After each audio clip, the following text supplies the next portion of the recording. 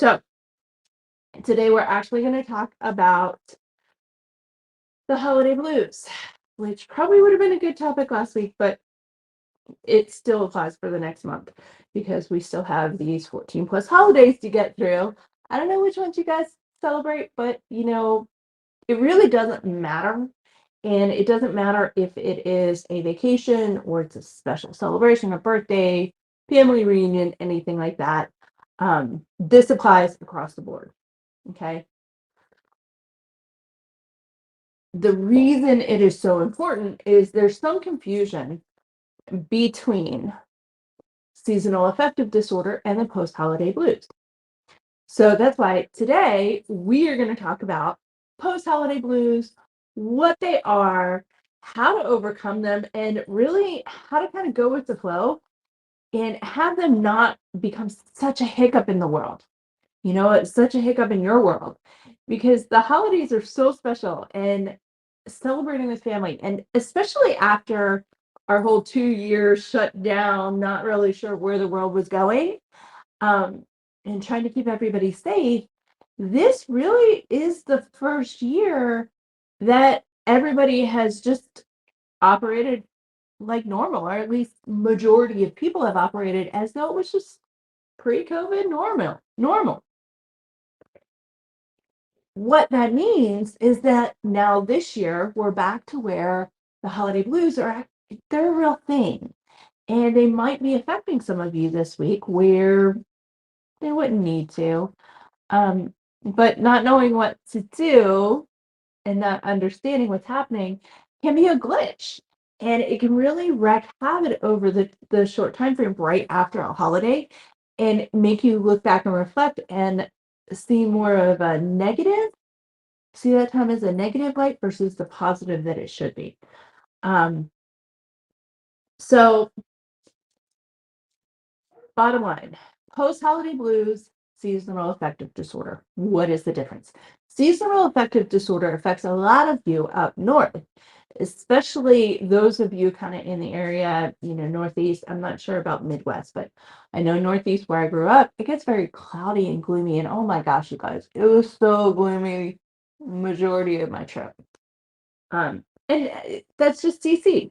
That's the season. Tis the season for the gloom and doom. It's actually tis the season for the Eeyore weather, which I've never done very well with. So seasonal affective disorder is where that affects you long term and affects you throughout the season. Post holiday blues, post vacation blues, however that works out in your mind, that's only maybe a week. If you are dealing with these symptoms and it's longer than a week, there's something else happening and we need to look into that. All right. Here's why post holiday blues are even a thing is for our brain. You know how carbohydrates, we always hear about the carbohydrate roller coaster, right? Eat a carbohydrate and it spikes your system. Simple carb. So you go and you eat sugar. Simple carb, right? Go and eat sugar. Blood sugar spikes. Well, it drops. So then you feel like you have to have another dose, you have to have a little bit more increase, right? And then it drops you down a little further. And this is the glycemic roller coaster that is basically the core of our pleasure center. When we feel pleasure, our body enjoys it. Adrenaline boost, we're up here. When that pleasure is gone, our body drops us down. Hence, that carb roller coaster is your pleasure center roller coaster. It's effectively the same thing, and that's what's happening with the post-holiday blues is you had this time frame with friends and family. You're surrounded by love and joy and happiness and a lot of energy and excitement, and the vibration is off the charts, and then quiet, and you're back to normal life, and all of that energy is gone, or at least it feels like it's gone. So it leaves you with this empty sense in your brain that something's missing. So that adrenaline spike has now plummeted, right? It's a immediate release of stress hormones. Psh, bottom out, right? Now your body wants to recover and get back to it. But in that recovery phase, it effectively makes you feel like absolute crap. Now, there are more than 64% of us dealing with this in the States, right? You don't believe me? I got that from the National Alliance of Mental Illness. They track these things. Now, there are some people who, if you are not some people, that's horrible phrasing. Ignore that. If you struggle with a mental illness of any sort, a chemical imbalance within your brain, regardless what it is, holiday blues are going to be a thing. It's guaranteed. For those of us that do not deal with that, who do not have a mental illness, you're still going to deal with it, but if it makes you feel like for that short time period while your body's kind of recovering and trying to get back into balance, it makes you feel like you do. Foggy brain. You can't sleep or your sleep is interrupted multiple times, right? So it's not like a full, well rested night. So you're not getting your recovery period. Rest is recovery, right? Your energy is bottomed out, and it's almost like you can't find enough energy. There's not enough caffeine to get you through the day. You're struggling with that, right? Your mood is reflective of your energy. So you could be grumpier than normal, you can be testier than normal. Little things that wouldn't normally bother you now do. And by about the third day, you're going, all right, what the heck is going on? Because concentration is off, you have a lack of focus, a lack of direction. So, like this morning, for instance, I haven't been in my own space in over a week. So, coming to this morning, I woke up feeling like I don't know what to do. Now, one of the things that I did prior to this was before I even left, I wrote down a list of the things I would need to do today to get myself back on track. I knew because of history, because of my education and experience as well. But I knew that coming back and waking up today, regardless of what I did this weekend, I would need first the recovery time so that I'm not just going from this energetic, exciting time straight into work, which I know some of you have to do. And we'll talk about that in just a minute. But if you have that time frame, to rest, just enjoy life, have a peaceful couple of days, and then get back into the rest of the world. That's really my number one suggestion. We're going to get into the top five in just a minute, but that it kind of came up in my brain because, we're talking about all of these issues that come up in post holiday blues. And a couple of them that really concern me, and I try to pay attention to this, especially with clients who are just starting programs or who are just finishing up like their first month and here's this holiday or here's this vacation. It's the feelings of worthlessness, the feelings of guilt that you had this wonderful fabulous time and now it's over, and for my clients specifically, you guys deal with a lot of guilt that you went and you actually enjoyed yourself. You had a slice of pumpkin pie, or you had a drink, or you had a second. I've had people call me this weekend and say, "Oh my God, I had three drinks over a 14-hour period of time." It sounds It sounds minimal today, right? But in the moment, and when you feel like you have put so much into healing yourself, it can feel like you've just eliminated all that hard work, and you haven't. You really, truly haven't. But these are the feelings that happen once all of the fun is over. And it's not just Thanksgiving. This is a good time frame for Thanksgiving, but this will happen whether it's Hanukkah, whether it's Kwanzaa, whether it's Christmas. And I'm so sorry, but I don't know a lot of the other holidays. So please, if you're listening to this, comment below. I'm very curious. Once I heard there were 14 plus holidays, I'm now excited to learn what the other ones are, what the other traditions are. So anyway, back to it. This anxiety, this reaction, the guilt, the worthlessness, it is going to pop up. If you know it's going to pop up, there are things that we can do to help navigate that.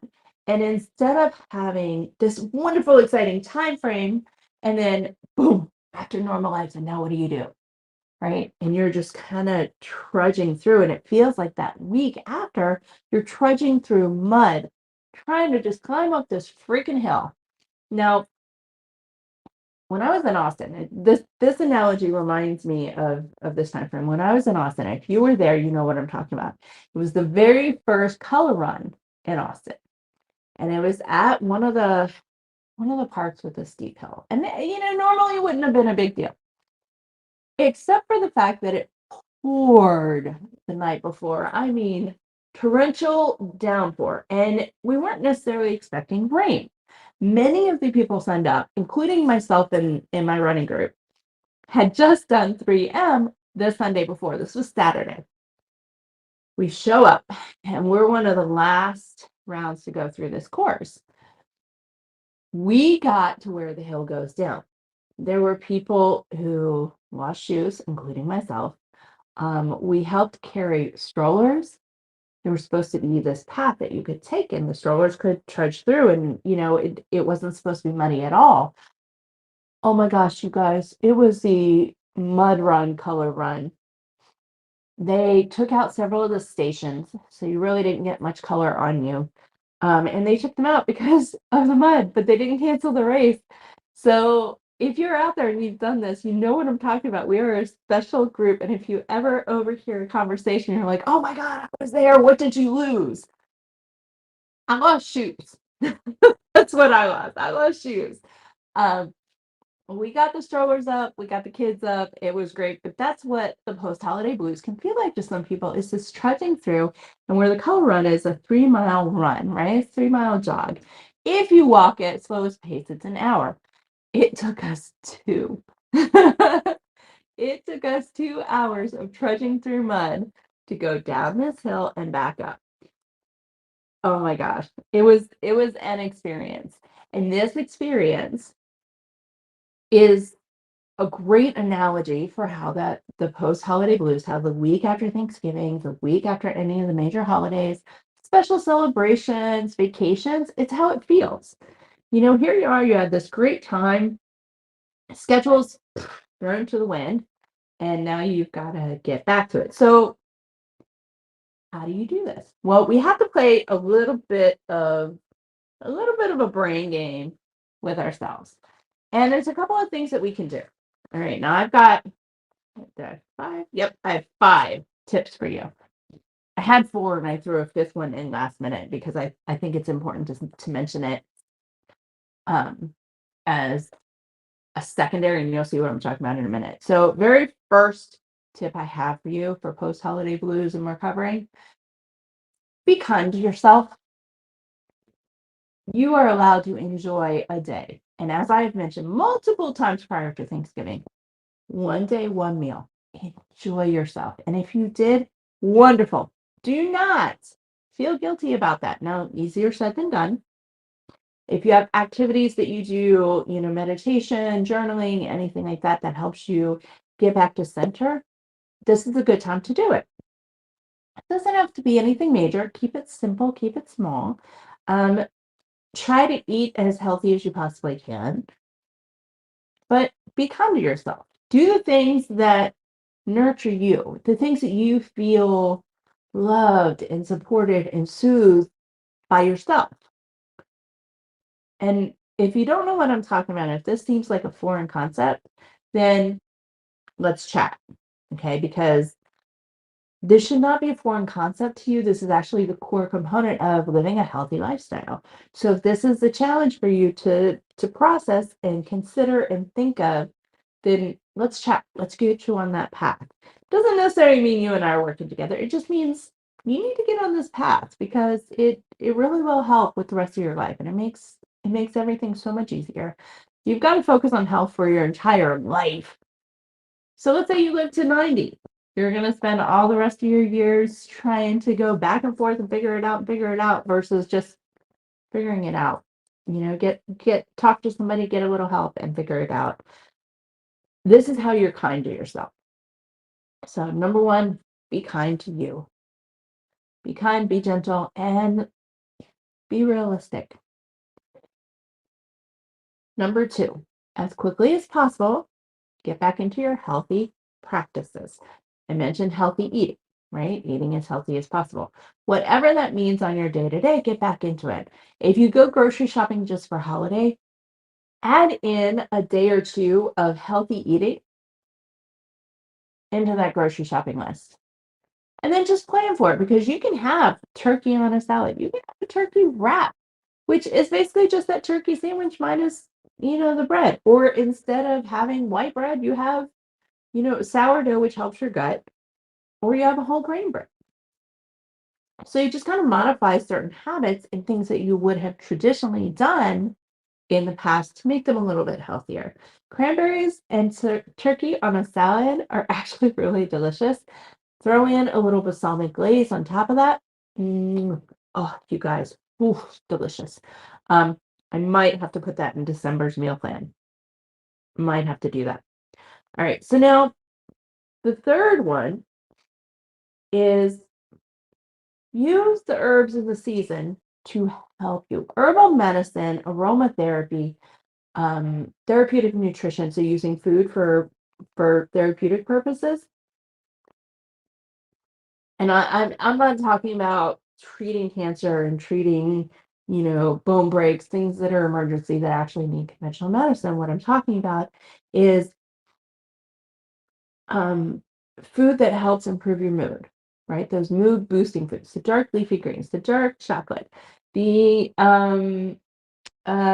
healthy omega fats. So red fish like salmon, uh, poultry, protein that comes in a plant-based form. Oh my gosh, I didn't even realize I was there. Um, Apples, berries, citrus, all of these things. Squashes right now are in season, and squashes have that like comfy, like just the coating, like, oh, I'm just so comfy and I've just been given a hug, right? It has this. These are the foods that you should be focusing on having because they're going to boost your mood, right? They're going to improve your self-reflection without you really doing anything but eating food. Now, when I talk holiday herbs, so we're going to talk herbal medicine for just a minute, all right? This season is packed full of really pungent, potent herbs that can be very helpful and therapeutic, or they can be very toxic. We are going to focus on the helpful and therapeutic versions of them. And we're going to talk a little bit about the harmful effects so that you don't go overboard. But to keep it really simple, if all you did was have a glass of tea, whatever your favorite tea is, every single day, then that would actually help you as well. But let's use the holiday herbs for just a minute. So now, the ones I'm going to mention, they're anti-inflammatory, they're antimicrobial, they're antibacterial, and they're antivirals. What that means is it helps boost and infuse your immune system. Boosting your immune system helps boost your gut health, right? Now, with these herbs, there's specific actions. The specific chemical constituents found within these help to increase your pancreatic lipase and it stimulates lipid metabolism. Now, in normal people speak, day to day normal speak, not the scientific world, what does this mean? It means that it helps your body maintain and manage weight. It reduces your inflammation that is unnecessary. It reduces water weight. Um, it helps you not hold on to the things that you don't necessarily need. Okay. Now, the chemical constituents within these herbs also have very specific components in and of themselves. All right. Um, so the constituents themselves, let's go over these for just a minute for all you science nerds out there. You have mentha, you have A-terpineol, A-pinene. Figure out which ones those are yet? Linalool, limonene, and eugenol. So I'm curious. Have you figured out what herbs these are? I'm always curious if people know this. All right, so let's come back to the mentha. Mint, mentha, mint, right? That means your mentha. That means all different variations of those constituents. Cinnamon, peppermint, and wintergreen are seasonal mints. Now, here is a little caveat to that. If you are pregnant, trying to conceive, or have any sort of autoimmune condition, be very careful with your cinnamon and peppermint. Okay. Too much is toxic. There are therapeutic margins within any and all herbal foods or herbal. Or, there are therapeutic margins between any and all plants. Let me just put it that way. The therapeutic margins, when they are low, means that they are dangerous. That means that if you overdose on them, they can actually be deadly. All right. They can be extremely harmful and, yes, can lead to death. I know people think herbs, they think aromatherapy, and they're like, yeah, they're safe.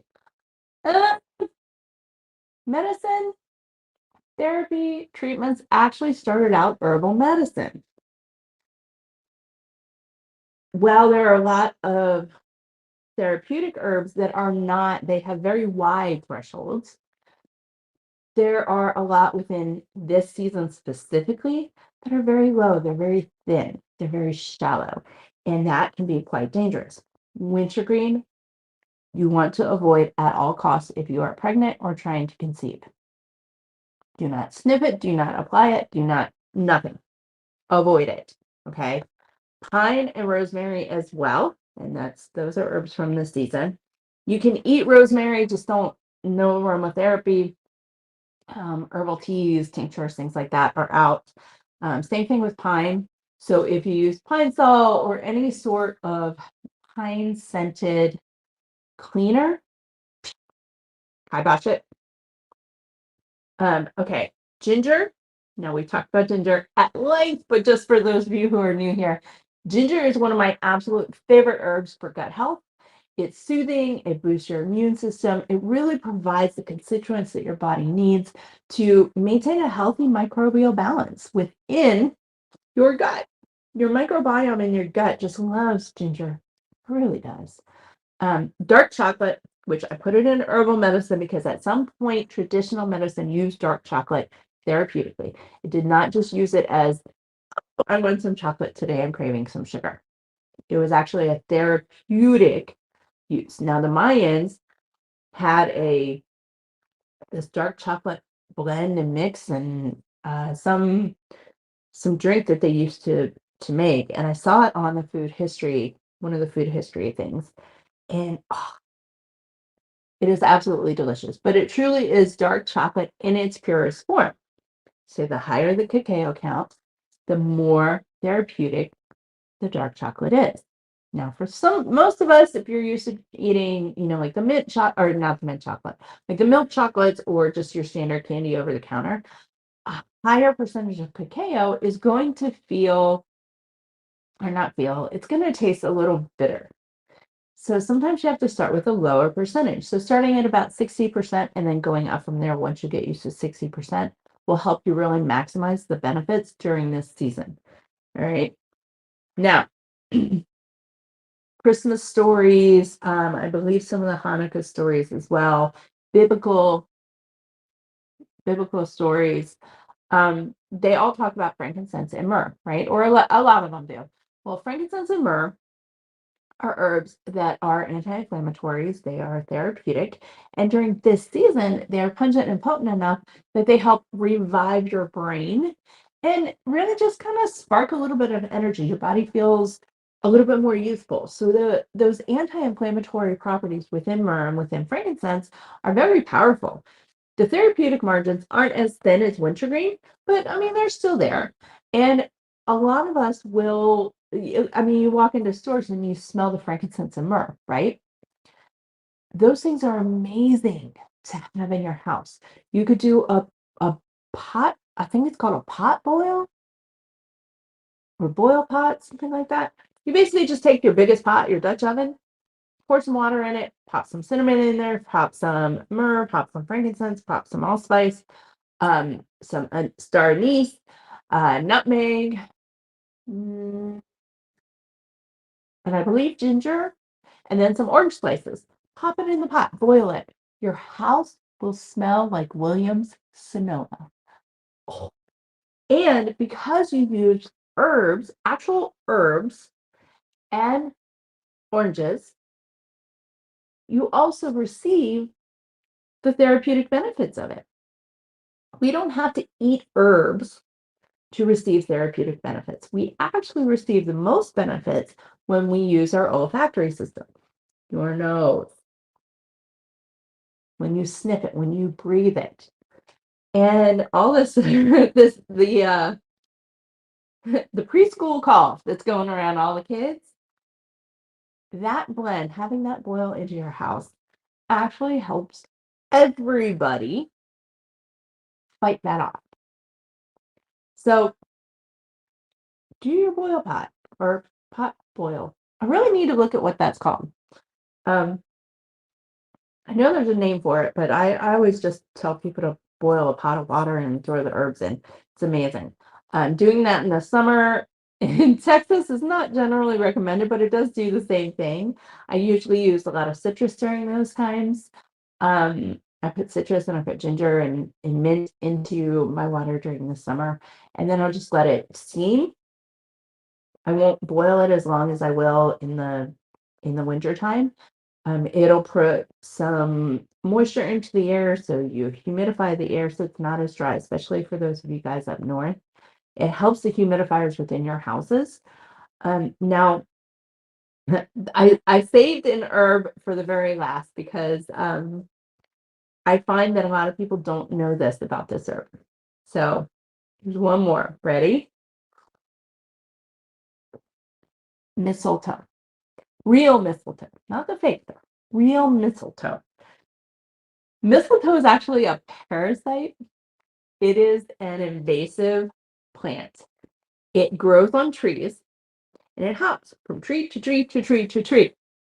The tree does not want the mistletoe on it, but like the mistletoe is like a host. It's a parasitic host. It drills its little self in with its roots and it grows right there and then boop, boop, boop, right? So, how did it become such a holiday tradition? Well, the berries, while they are toxic, the leaves and the roots can be used for therapeutic purposes. Traditional medicine used to use them to relieve headaches. It relieves menstrual cramps, helps with epilepsy and infertility. I do not recommend going and getting mistletoe and eating it. There is a therapeutic process, there is a preparation process that takes the mistletoe from this potentially toxic plant to and actually to a place where it is helpful and healing. So do not go and buy mistletoe and start eating it. Don't do that. But it's funny that it became such a holiday tradition with kissing under the mistletoe. Now, because of its fertility properties, that's where the kissing under the mistletoe came from. Um, if you have anything that is either an oil that you can put into a diffuser or an herb that you can put into your pot boil, those are things that if they're already put into something for you to use them in that form, they've been detoxified, I guess it's a good way to say that. So you don't necessarily need to worry about the toxicity of it.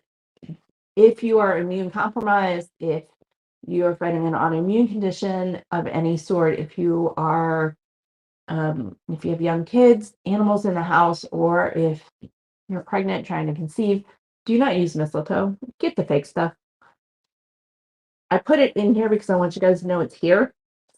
But it's definitely along the lines of wintergreen and rosemary. It has a very low threshold. Um, Rosemary is an herb that if you use the essential oil, either sniffing it or rubbing it on, can actually trigger miscarriage. Um, so avoid that. And we're going to get back to our list. So with these herbs, if you use the herbs of the season, it helps you fight off all the crap that comes with the season, the holiday blues, the colds, the seasonal shifts, the hot inside, cold outside. Your body still has to adjust to that. All right. So now that's number 3 is using the herbs of the season to help you maintain and recover. Number 4, exercise for at least 15 to 20 minutes a day. Even if it is not something that you typically do, do it. Adrenaline or endorphins are released after 15 to 20 minutes of activity. Doesn't matter what the activity is, they're released, which helps, obviously, endorphins boost your mood.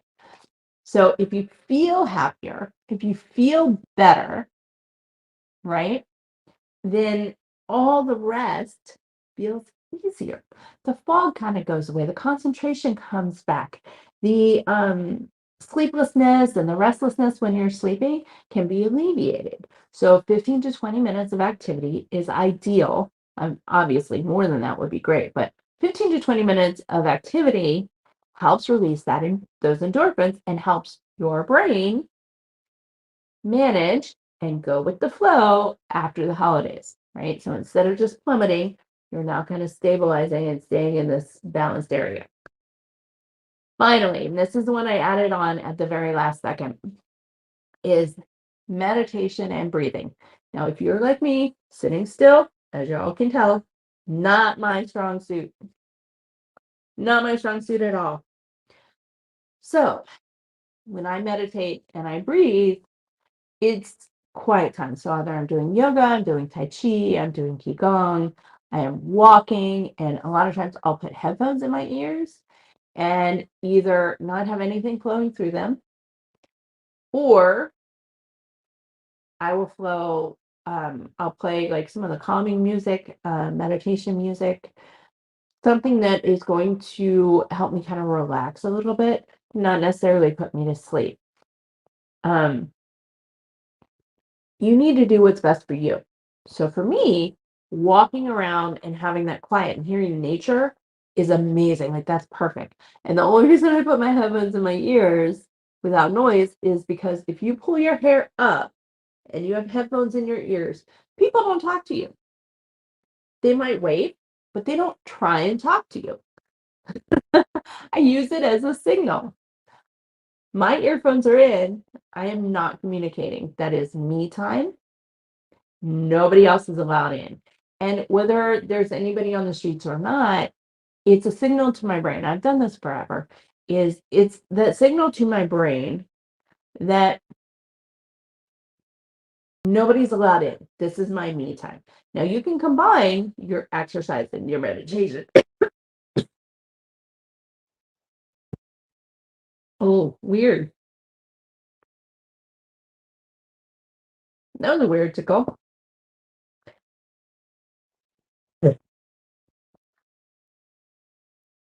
Stop. That was a weird, really weird tickle. I hit a nerve in someone's world. All right, so let's go back to this. You can combine your meditation and breathing with your exercise. If you're doing yoga, Tai Chi, Qigong, part of the reason I use those, and I always have that led by somebody else, either on video or live stream or just audio, one of the two. Truth be told, I did go through yoga training many years ago, and I'm not a very good yoga instructor. So I'm much better participant and student than I am an instructor because I want to fly through it. So one of the things that I've always taught is iron yoga because that's more of a strength training yoga versus the therapeutic relaxation. Restorative yoga is an excellent tool during this time period. You have your 15 to 20 minutes of activity and exercise, so you're going to release your endorphins, as well as tapping into the meditation, tapping into the breathing, things that will help ground your brain and bring you back to center. So if you combine those last two, you're really not putting a lot more activity into your world. You're just combining resources because a lot of these things should not feel like you have another homework assignment. These should be things that are just natural for you to do when you come off holiday, when you get back from vacation, things like that. Now, the first year or two is going to take a little bit of practice, but come back. We'll go through these five again.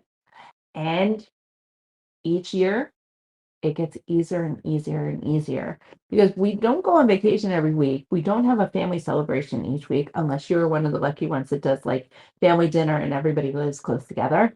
Which if that's the case, kudos. You're very well blessed.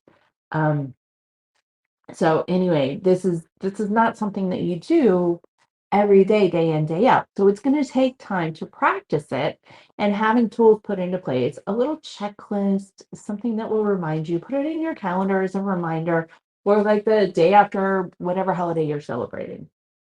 Hey, check in, do this, have a glass of mint tea, make sure you put your pot boil on. I really need to find out what that's called. Those things, you can put it in your calendar with a reminder and not even think about it. And then that morning, the reminder pops up, and here you are. And now you know exactly what to do. Your past self told your future self exactly what to do.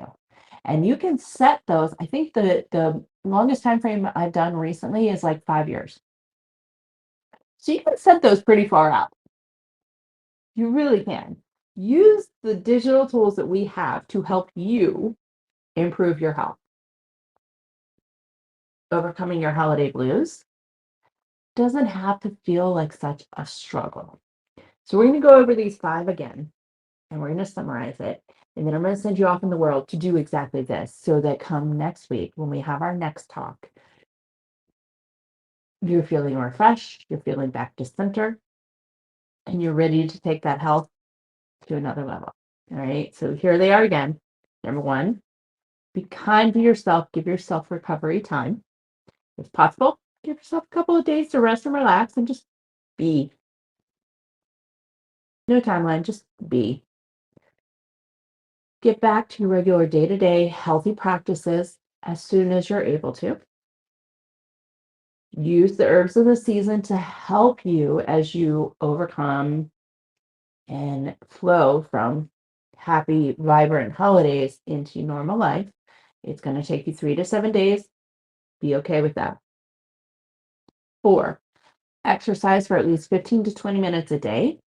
And number 5, meditate or breathe.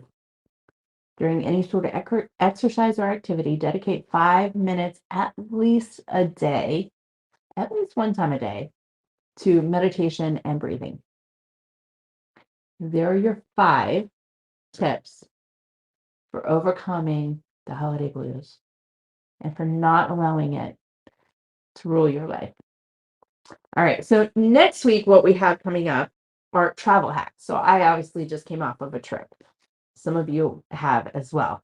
And coming into December, many more people are traveling. So if you're one of those, we're going to go through some travel hacks, things that you can do while you're traveling to help you maintain a healthy habit or healthy practices, healthy gut, to keep going with healing your gut or to help maintain the gut you've just healed.